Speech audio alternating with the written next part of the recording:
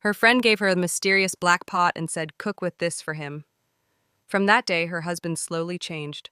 For 1 year, he ate from that pot without knowing the truth. Until one Valentine's Day, he used the pot himself, and everything collapsed. In the big city of Afolu, there lived a man named Tony and his wife, Muna. Many people in the city knew them and talked about them, not because they were noisy or proud, but because they looked like the perfect couple. Tony was a hard-working businessman. He owned 2 big shops and a small company that sold building materials. He was not proud, and he respected people. Muna was his wife, and she was very beautiful. Wherever she went, people turned to look at her. Muna loved fine things. She loved good clothes, fine shoes, shiny bags, and sweet perfumes. She loved taking pictures of herself and posting them on social media. She loved going to nice places and eating in big restaurants. Many young girls in the city wanted to be like her. They called her a slay queen because she always looked neat, rich, and happy. Tony did not mind at first. He liked to see his wife happy. He liked to see her smile. Anytime Muna said she wanted something, Tony tried his best to get it for her. If she wanted a new phone, he bought it. If she wanted new clothes, he gave her money. If she wanted to travel, he paid for it. He believed that this was what a good husband should do. Their house was big and fine. It had a tall gate and a clean compound. Inside the house, everything looked good. Visitors always said, "You people are enjoying."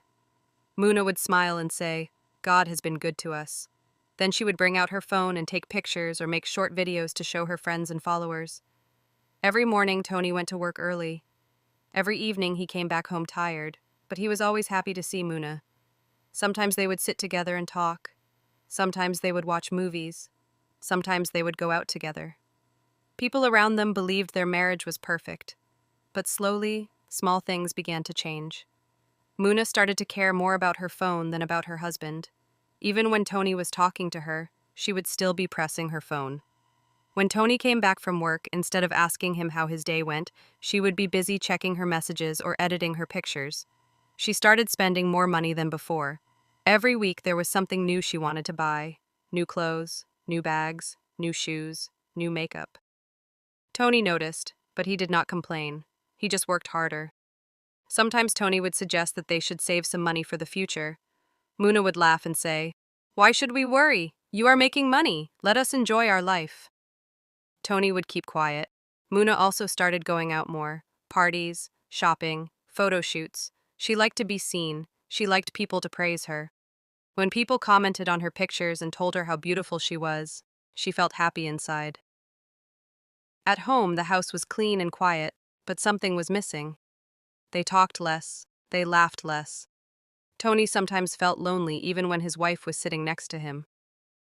One evening, Tony came back from work and found Muna in front of a mirror, trying on a new dress. "You look beautiful," Tony said. "Thank you," Muna replied, still looking at herself in the mirror. Tony sat down and watched her for some time. He wanted to talk, but he did not know how to start. "Muna," he said at last, "don't you think we should start thinking about our future?" Muna turned and smiled. "Our future is fine. Look at how we are living." Tony wanted to say more, but he stopped. He did not want to spoil her mood. That night, Tony lay on the bed and could not sleep well.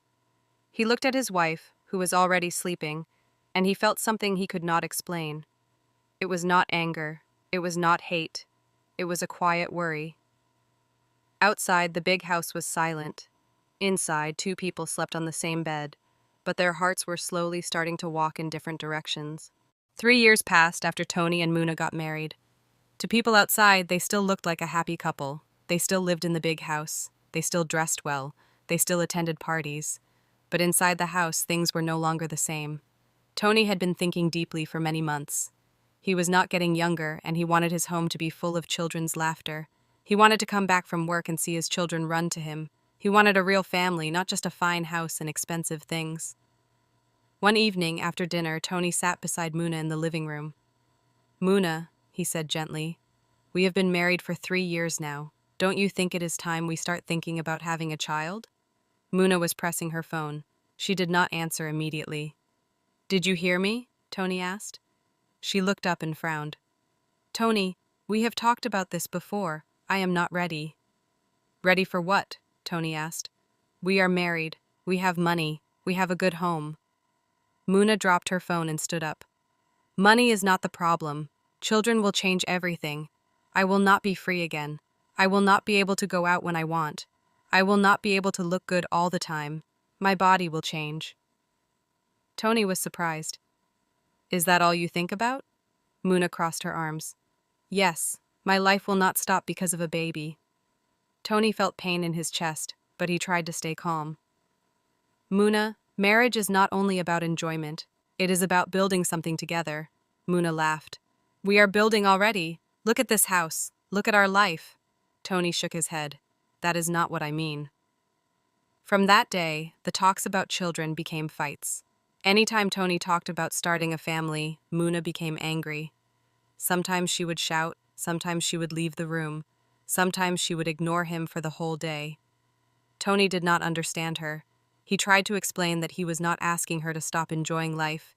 He just wanted them to move to the next stage of their marriage. But Muna did not want to hear it. "You just want to tie me down," she once said during a fight. "That is not true," Tony replied. "I just want us to have a real family." "What we have now is real," Muna said. "Or is it not good enough for you?" Their house, which was once peaceful, became full of arguments. The workers in the house started noticing the tension. Even the neighbors could sometimes hear raised voices. Tony started coming back from work later than usual. Muna started staying out more often. When they were together, they were mostly quiet or angry. One night, Tony could not hold it anymore. "Muna," he said, "if we don't talk about this properly, our marriage will break." Muna looked at him and said coldly, "Then let it break." Those words hurt Tony deeply. He did not answer. He just stood up and went to the bedroom. That night, Muna did not sleep in the same room with him. Days passed, and the fighting did not stop. Muna became tired of hearing about babies. Tony became tired of begging. Muna felt that Tony was trying to control her life. Tony felt that Muna did not care about their future.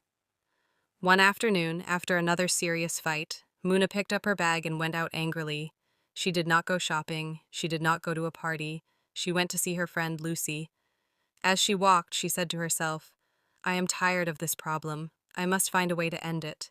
Muna did not go home after leaving the house that afternoon. She went straight to Lucy's place. Lucy was her close friend, the kind of friend who always liked to talk and always seemed to know something about everything. Lucy lived alone in a small but neat apartment not too far from Muna's house. When Lucy opened the door and saw Muna's face, she knew something was wrong. "Muna, what happened?" Lucy asked. Muna entered and dropped her bag on the chair. "I am tired," she said. "I am tired of Tony and his talk about children." Lucy told her to sit down and brought her a glass of water. "Tell me everything," Lucy said. Muna began to talk. She talked about the daily fights. She talked about how Tony would not stop talking about having a baby. She talked about how she felt trapped and angry. She talked about how she just wanted peace and her old life back. Lucy listened quietly. She did not interrupt. When Muna finished, Lucy nodded slowly. "Men are like that," she said. "Once they get what they want, they start wanting something else." "So what should I do?" Muna asked. "I cannot continue like this." Lucy stood up and went into her room. She came back holding a small black pot. It was not big. It did not look special. It just looked old and dark. "What is that?" Muna asked. "This," Lucy said, "is the solution to your problem." Muna frowned. "How?" Lucy sat down and placed the pot on the table. "This pot is not an ordinary pot.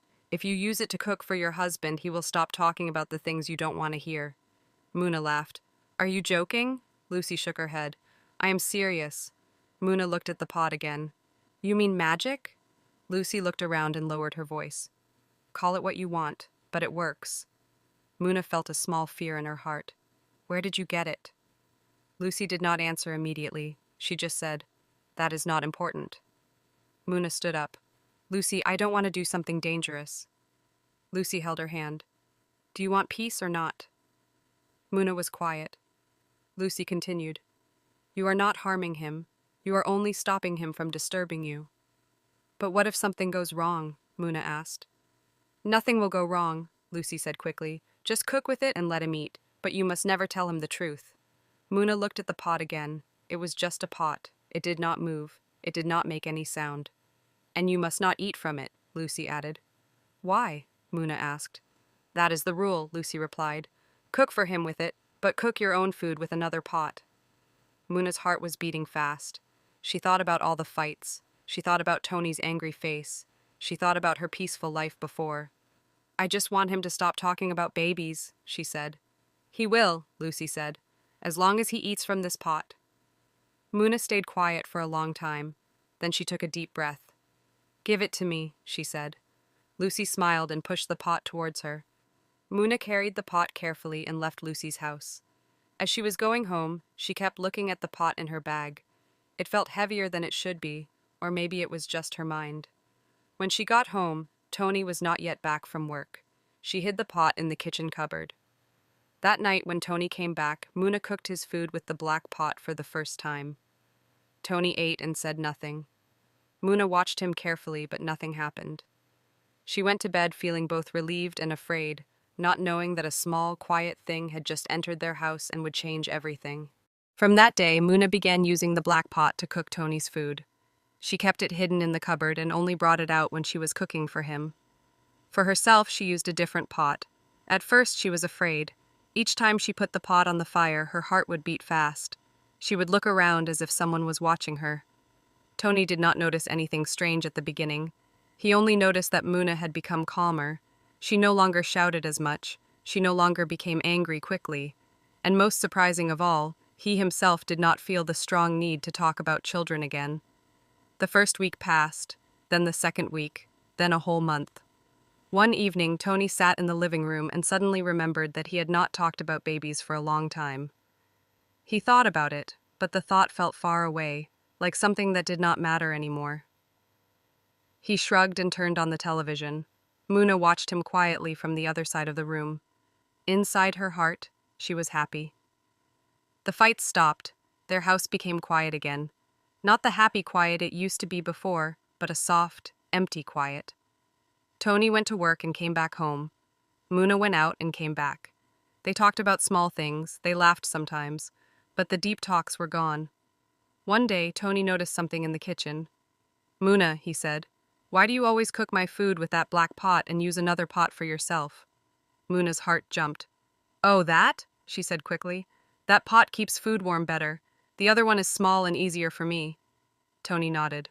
Okay. He did not think much about it, but from that day he started noticing small things. He noticed that any time Muna cooked with the black pot, she never tasted the food. She always served him first and went to dish her own food from another pot. Sometimes he would ask, "Aren't you eating?" She would reply, "Later, I am not hungry yet." He did not argue. Months passed. Slowly, Tony changed. He no longer talked about the future. He no longer talked about children. He no longer made plans. He only focused on his work and his daily life. Muna noticed the change and she liked it. No more stress, she told herself. No more fights. She went back to her old life, shopping, parties, photos, videos, showing off. The house had peace, but it did not have joy. Tony sometimes felt tired for no reason. Sometimes he would sit and stare at nothing. Sometimes he would forget things he normally would not forget, but he did not think it was serious. One evening he said to Muna, "Do you remember when we used to talk for hours?" Muna smiled. "We are older now." He nodded and said nothing. A whole year passed like this, 1 full year. Tony never talked about having a child again. Muna was very happy. She believed the problem was solved forever. But something else was slowly growing inside the house. Something quiet, something dangerous. Tony did not know. Muna did not want to know. The black pot stayed in the cupboard doing its silent work. And life continued. Until the day Tony decided to do something special for his wife. After 1 year passed, Tony was no longer the same man he used to be. He still went to work every day. He still paid the bills. He still took care of the house. But inside him, something felt empty. He no longer talked about the future. He no longer talked about children. He no longer talked about dreams. His life became simple and quiet. Wake up, go to work, come back home, eat, sleep. Muna, on the other hand, was very happy with how things were. She had her peace back. She went out often. She bought new clothes almost every week. She took pictures and made videos. Her followers on social media kept increasing. People praised her beauty and her lifestyle. That made her feel important. At home, she and Tony talked, but only about small things. "How was work?" she would ask. "Fine," Tony would reply. "What do you want for dinner?" "Anything." That was all. Sometimes Tony would sit in the living room and watch Muna walk around the house with her phone in her hand. He would feel something strange in his chest, but he could not explain it. The house was big, the house was clean, the house was rich, but the house was cold. One evening, Tony came back from work and saw Muna dressing up to go out. "Where are you going?" he asked. "There is a small party," Muna said. "I won't be late." Tony nodded. "Okay." She left. Tony sat alone in the living room. He looked around the house and remembered how happy he used to be when they first got married. He remembered how they used to laugh. He remembered how they used to talk about everything. He did not know when things changed. He only knew that something was missing. That night, he could not sleep well. The next morning, he woke up with a strange thought in his mind. It was Valentine's Day. He did not know why the thought came to him, but he decided to do something special for Muna. "She likes surprises," he said to himself. "Maybe this will make her happy." He went to work, but all through the day, he was thinking about what to do. When he closed from work, he went to the market and bought rice, turkey, drinks, and some small decorations. He also bought red and white balloons and a small cake. When he got home, Muna was not around. He smiled. "This is perfect," he said. He cleaned the living room. He cleaned the dining table. He started decorating the house. He wrote with small papers and stuck them on the wall. "Happy Valentine's Day, my love." Then he went to the kitchen to cook. He looked at the pots. He saw the black pot. "That one keeps heat well," he said to himself. He washed it and put it on the fire. He cooked jollof rice. He cooked turkey sauce. He tasted the food and smiled. "This is good," he said. He set the table nicely. He placed flowers. He placed candles. He turned off some lights and left some on. Everything looked beautiful. He sat down and waited. He did not know that this simple plan, made from love, was walking straight into a big problem, and he did not know that the black pot was about to show its true face. Muna came back home in the evening. She was tired but happy. She had spent the day outside, taking pictures and shopping. As she walked towards the door, she was already thinking about what to post online. When she opened the door, she stopped. The house looked different. The lights were soft. Red and white balloons were everywhere. The dining area was shining. Small papers were on the wall, and on them were written words like, "Happy Valentine's Day, my love." Muna covered her mouth in surprise. "Tony!" she called. Tony came out of the kitchen with a smile. "Welcome home." "What is all this?" she asked. "It's Valentine's Day," he said. "I wanted to do something special for you." Muna quickly brought out her phone. "Guys, you won't believe this," she said to her camera. "My husband just surprised me." She walked around the house showing everything. She showed the balloons. She showed the table. She showed the candles. Tony watched her and smiled. "Sit," he said, pulling out the chair for her. Muna sat down happily. She was still recording. "Tell them what you did," she said. Tony laughed. "I cleaned the house. I decorated. And I cooked." "You cooked?" Muna asked. "All by yourself?" "Yes," Tony said proudly. She looked at the food. "It looks good." "I made jollof rice and turkey sauce," Tony said. Muna smiled and finally kept her phone away. "This is so sweet," she said. "Thank you." Tony sat down in front of her. "I wanted to remind you that I love you," he said. She smiled. "I love you too." They both picked up their spoons. Muna took a spoon of rice and put it in her mouth. Tony started talking. "I had to think a bit about which pot to use," he said, "but I finally decided to use your special black pot." Muna froze. The spoon fell from her hand. She quickly stood up and spat out the food. Tony stood up too. "Muna, what is wrong with you?" She did not answer. Her face was full of fear. "Muna, what happened?" Tony asked again. She started shaking her head. "Nothing. I'm not hungry anymore." Tony looked at her closely. "You were just about to eat." "I just lost appetite," she said. Tony did not believe her. "Why did you spit out the food?" he asked. Muna did not answer. Tony became angry. "Muna, talk to me." She turned away. "You are hiding something," Tony said. "What is it?" Muna tried to smile. "It's nothing. Please, let's just forget it."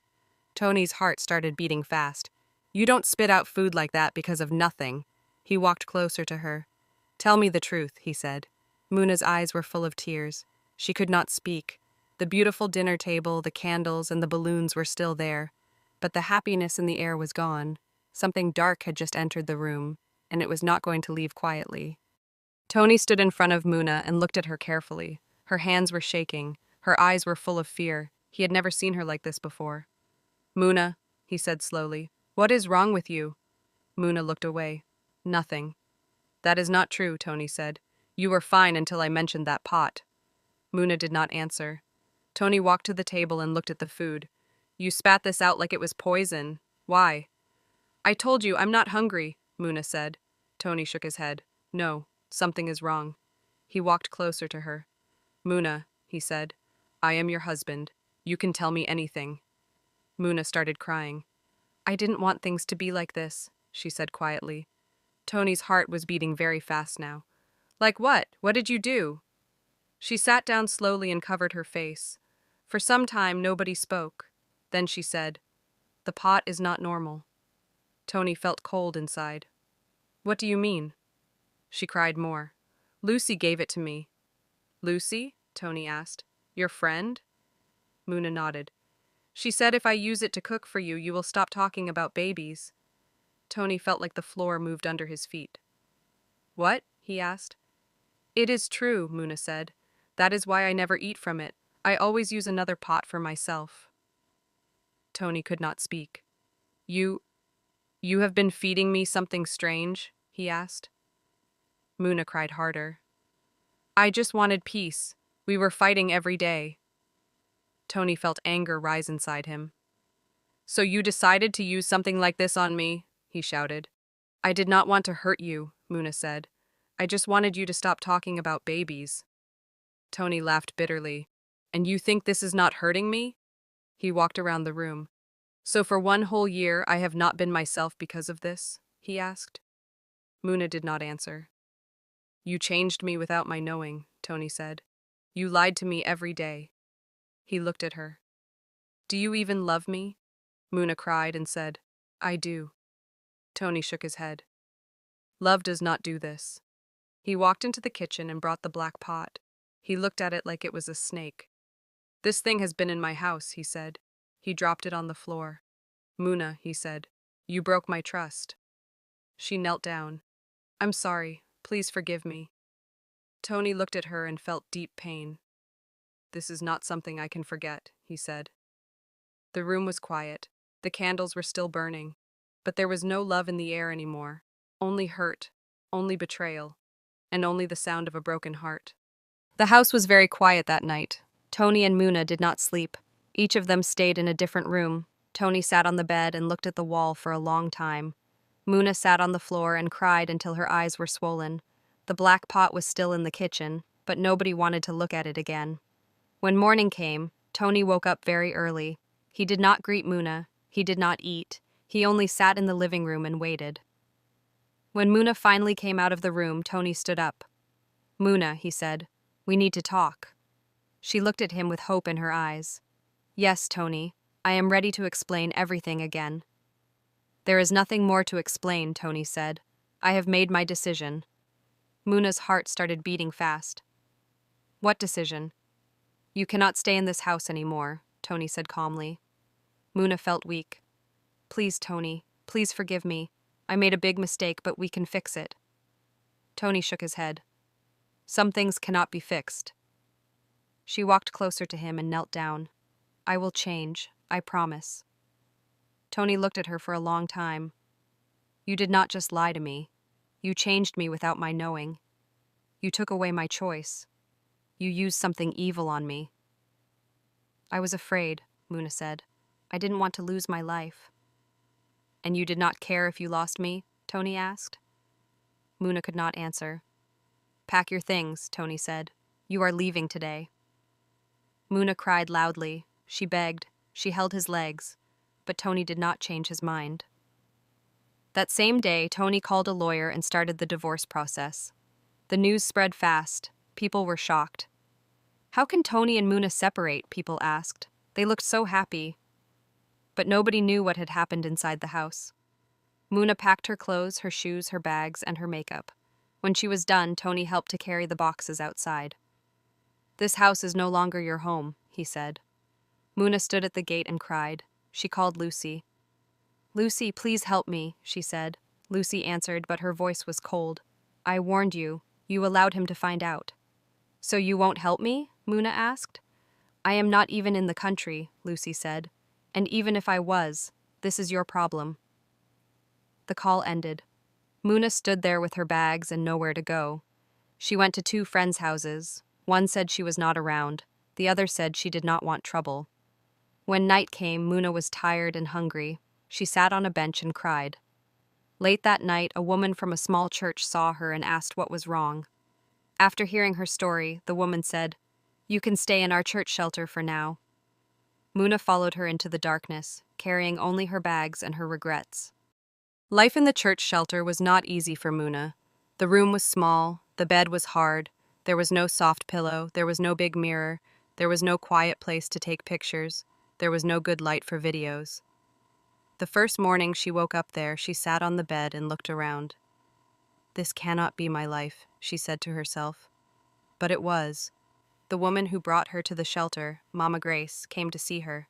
"You can stay here," Mama Grace said, "but everyone here helps." "Helps how?" Muna asked. "You clean, you cook, you help others," Mama Grace replied. Muna had not done such things for a long time. In her big house, workers did everything, but now there were no workers. That day she helped to sweep the compound. Her hands hurt, her back hurt. She was not used to it. At night she was very tired. Days passed. Muna started selling some of her bags and shoes to survive. The fine clothes she loved so much slowly left her life. Some people in the shelter did not know who she was before. Some knew and whispered. "Is that not the rich woman from the big house?" some asked. Muna felt ashamed. Her phone stopped ringing. No more invites, no more praise, no more fans. She started thinking a lot. She thought about Tony. She thought about how good he was to her. She thought about the pot. She thought about how she destroyed her own home. Sometimes she would cry alone at night. Sometimes she would sit quietly and look at the sky. Slowly, something inside her started to change. She started listening in church. She started helping people without complaining. She started smiling again, but this time, not for the camera. One day, Mama Grace said to her, "You are becoming a different person." Muna did not answer, but she knew it was true. The baddie life was gone, and in its place, a simple woman was slowly growing. Months passed, and Muna's life continued in the small church shelter. She was no longer the woman people called a slay queen. She no longer woke up to take pictures or check comments. She woke up to sweep the compound, clean the rooms, and help in the kitchen. At first it was hard, very hard, but slowly she got used to it. Her hands became rougher, her clothes became simpler, her life became quieter. But inside her heart, something new was growing. Every day she thought about her old life. She thought about her big house. She thought about Tony. She thought about how kind he was to her. She thought about how she did not value him. Sometimes she would sit alone and talk to herself. "If only I told the truth. If only I was patient. If only I did not listen to Lucy," she would say. But she knew that some things, once broken, cannot be fixed. One afternoon, Mama Grace sat beside her. "You have changed," Mama Grace said. Muna nodded. "I had to." Mama Grace looked at her. "Pain teaches better than comfort." Muna understood those words very well. She started helping new people who came to the shelter. Some were broken, some were hungry, some were lost. She listened to their stories and encouraged them. One day, a young woman came crying because she wanted to use lies to keep her husband. Muna held her hand and said, "Don't do it. Lies and tricks only destroy homes. I know." The woman asked, "How do you know?" Muna did not answer. She only said, "Learn from my mistake." In another part of the city, Tony continued his life. He went to work. He came back home. The house was still big and clean, but it felt empty. He never married again. Sometimes he would sit and remember the past. But he did not look for Muna. The wound was too deep. The black pot was thrown away. But its story did not die. People in the area started talking about it. "Have you heard about the woman who used a strange pot on her husband?" they would say. "Have you heard how she lost her home because of it?" Parents warned their children. Wives warned their friends. "Husband and wife must be honest with each other," they would say. "No shortcuts, no evil ways." As for Muna, she accepted her new life. She stopped running after a fake life. She stopped living for people's eyes. She started living a quiet and honest life. One evening, she stood outside the shelter and looked at the sky. She said softly, "I cannot change my past, but I can protect my future." She did not know what tomorrow would bring, but she knew one thing: she would never again use lies, tricks, or evil to solve her problems. And so, the story of the black pot became a lesson in the land: that love needs truth, that marriage needs patience, and that any home built on lies will surely fall.